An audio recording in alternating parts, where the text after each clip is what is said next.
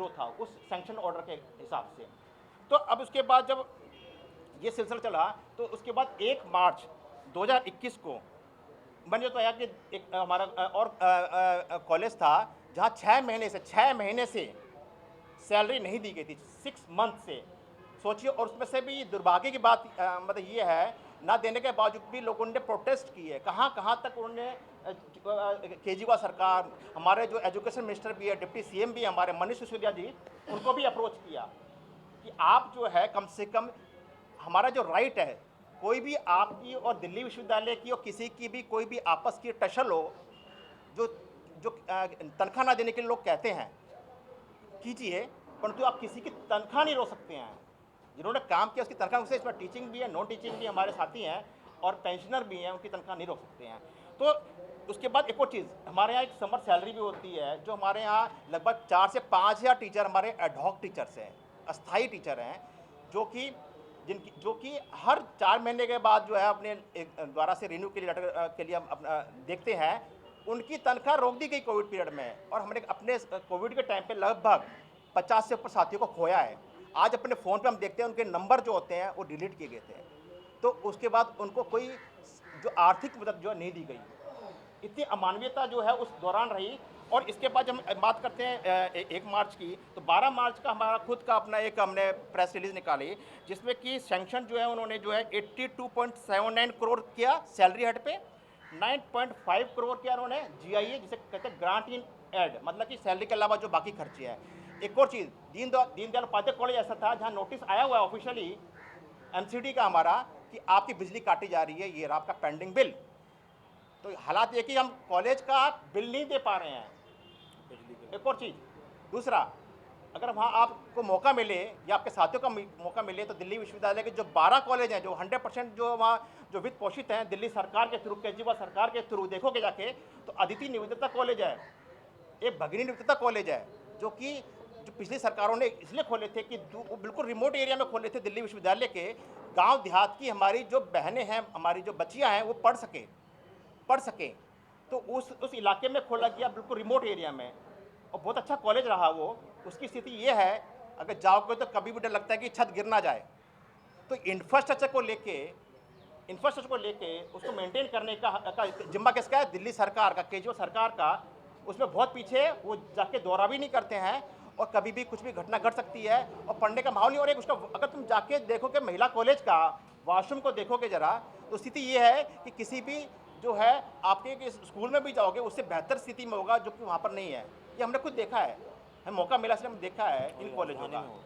वो भी राजधानी दिल्ली दिल्ली की जो राजधानी है हमारी देश की, वहाँ ये हालत है जिस पर भी कोई जो है गौर नहीं करता है। और दूसरी एक और चीज़ बताऊँगा कि इसके साथ साथ कि हमारे दिल्ली सरकार ने अपना जो मैनिफेस्टो निकाला जब इलेक्शन में, ये कहा था कि हम दिल्ली विश्वविद्यालय में कुछ नए कॉलेज खोलेंगे। आज जो जितने कॉलेज है उतने ही कॉलेज है, तो कॉलेज कोई नया नहीं खोला गया। यानी कि उच्च शिक्षा की बात जो यहाँ भी कर रहे होंगे, हर जगह करते हैं वो, तो वो केवल दिखावा है कि मीडिया के थ्रू, एक प्रोपेगेंडा के थ्रू कि हम ये करेंगे। तो उनका काम है कि उस चीज़ को छूना, पर तो कुछ करना नहीं है, एक्शन नहीं करना। तो इसलिए वो एक भी आप देख सकते हैं रिकॉर्ड में, एक भी नया जो है विश्वविद्यालय नहीं खोला गया, एक भी कॉलेज नहीं खोला गया है। तो नहीं खोला गया है, दैट मीन्स की उच्च शिक्षा पे उनका कोई ध्यान नहीं है, बहुत बदतर से बदतर हालात है। इसके बाद हमने फिर दोबारा से सोचिए कि हम लगातार जो प्रोटेस्ट कर रहे हैं, वहाँ सड़कों पे उतरे हुए शिक्षक। 15 मार्च 2021 को हमने एक अधिकार रैली निकाली। 18 मार्च, डेट देखिए आप, कितने कितने गैप पे, एक हफ्ते के बाद हमें प्रोटेस्ट करना पड़ रहा है। क्यों?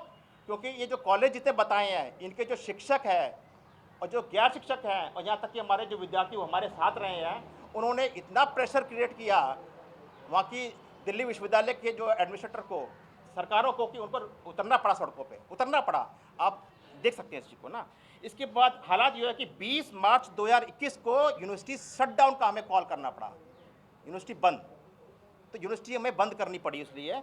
और जो इसके बाद हमने जो है 5 अप्रैल 2021 को जनसंवाद किया। केजरीवाल सरकार और मनीष सिसोदिया की जो कॉन्स्टिट्यूंसी है, वहाँ पर हमें पर्चे बांटे। हम साथियों की आपको फोटोग्राफ मिल जाएंगे, मीडिया कंपनी की वो मिल जाएंगी, कि हमने बाकायदा शिक्षकों ने, प्रोफेसर लोगों ने, रिक्शा वालों को, सब्जी वालों को हमने जाके पर्चे बांटे वहाँ पर, बताने के लिए किस तरीके से हमारी स्थिति। उन्होंने हमारी बातों को सुना मतलब कि मैंने अपनी बातों पर रखा अच्छी तरह से। इसलिए इस दौरान जो कोविड का सेकंड वेव आया, हमारे एक पांडे जी थे, हमारे कई साथी थे जो हमने खोए हैं। अगर इसका जिम्मा कौन लेगा? सरकार लेगी ना। अगर ये स्थिति नहीं होती तो हम आज रोड पे नहीं होते, हम लोगों से मिल नहीं रहे होते और आज हमारे बीच में वो सारे साथी होते। तो कोविड में जो खोए हमने लोग साथी, किस कारण से? इस वेतन को ना मिलने के कारण, अपनी जो जीविका है उसको चलाने के लिए। तो स्थिति इतनी हमारी जो भयावह हुई वो किस लिए हुई? इसी कारण से हुई। और लास्ट त्योहार किस लिए होते हैं? त्योहार इसलिए होते हैं ताकि अपने घरों में हम खुशियां बांट सके अपने परिवारजनों के साथ में। हालात ऐसे कर दिए, पिछली दिवाली जो थी हमारी, यानी कि बात कर रहा हूँ मैं 2021 की, तब जो है दिवाली के महीने पे देयर इज़ नो सैलरी, कोई तनख्वाह, कोई वेतन नहीं था हमारे घरों पे।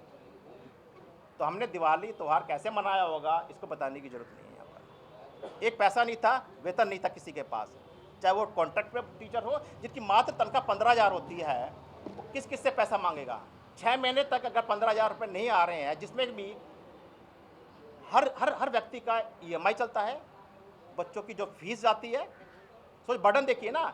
होम लोन जो होता है, कईयों ने अपनी कारें बेची है, कईयों ने अपने घर छोड़े हैं और अपना जो रेंट पर रह रहे थे छोड़ के जो ना परिवारों को जो अपने गांव देहात में भेजे हैं। तो ये सोचिए, ये मामूली बात नहीं है एक वेतन का ना मिलना, उससे देखिए कितनी चीज़ें जुड़ी हुई है। तो पूरी सिस्टम पूरा वो चरमरा गया हर एक व्यक्ति का जो वहाँ पर रह रहा था। इसके बाद अभी भी बात समझी नहीं, समझी नहीं। इस हुआ क्या कि जब जब हम कोर्ट गए, कोर्ट का भी देखिए ना कि उसके बाद हमने प्रोटेस्ट भी किया। जैसे ये कहते हैं ना, ये लोग जो है देखते हैं कि किस तरीके से बिलबलाहट होती है, तो इन्होंने तब इन्होंने कुछ पैसा रिलीज़ किया, पर तो पूरा नहीं किया, कैफिशेट में रहे। तो इन्होंने पूरा पैसा फिर भी रिलीज़ नहीं किया। मकसद एक किया कि फंड कट करना। और एक और, जैसे कि अब अभी भी हमने जो है अभी कुछ दिन पहले ही हमने जो है इसमें सितंबर में फिर प्रोटेस्ट किया, हमने सेम हाउस पे किया हमने। तो अब ये देखिए कि ये किस तरीके से जुड़ा हुआ है कि शिक्षकों को जो है पढ़ाने मत दीजिए, प्राइवेटाइजेशन की तरफ लेके जाइए। कैसे प्राइवेटाइजेशन में लेके जाइए? एक हमारी अभी जो है न्यू अभी जो देख रहे हो आप, नेशनल एजुकेशन पॉलिसी भी हमारी आई है, जिसका कि सबने बहुत सारा क्रिटिसाइज भी किया, वेलकम भी किया। तो उसमें क्या है, उसमें पूरा का पूरा प्राइवेटाइजेशन तरफ लेके जा रहे हैं। अगर देखिए वहाँ पर ये दिया, ये